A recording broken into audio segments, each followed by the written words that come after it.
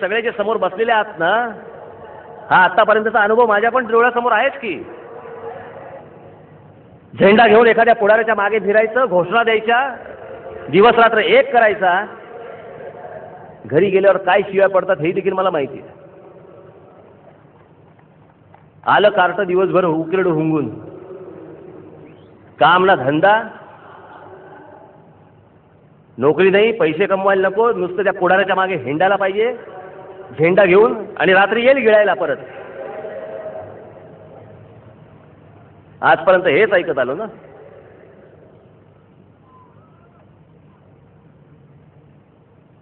मला लोकांनी विचारलं की तुम्ही पक्ष बांधणीसाठी म्हणून एवढा कशाला वेळ लावताय? काय तमाशाचा फड काढत होतो?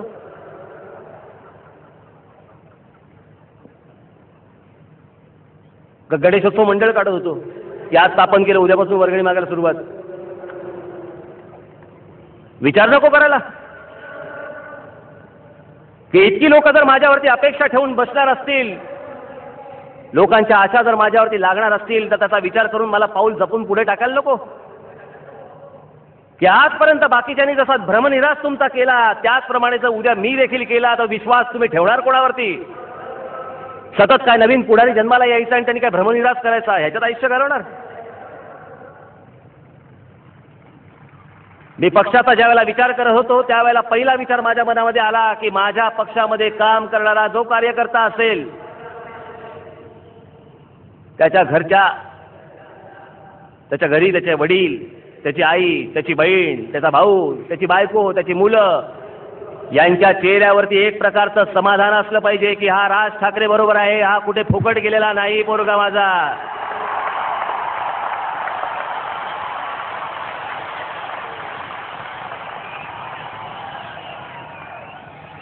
जर इतक्या प्रकारचा विचार करून जर मी पुढचं पाऊल हळूहळू जरी टाकत असेल तर काय चुकलं माझं? काही इतरांसारखेच नुसते स्टंट करत बसू? लोक विचारतात मला, मराठी माणसाचं काय करणार? का हा झेंडा घेतल्यावर ते सुटलं? मराठी माणसाचा महाराष्ट्रामध्ये उत्कर्ष होणार म्हणजे होणार. अहो पण मराठी माणसाचा उत्कर्ष म्हणजे गुजराताच्या कानपटीत नाही होऊ शकत, गुजराती माणसाच्या कानपटीत नाही होऊ शकत, मारवाडी माणसाच्या कानपटीत नाही होऊ शकत. आता ह्या माझ्या वाक्यावरती मला अनेक लोक विचारणार आहेत, मग मागचं ते रेल्वे आंदोलनाचं काय होतं?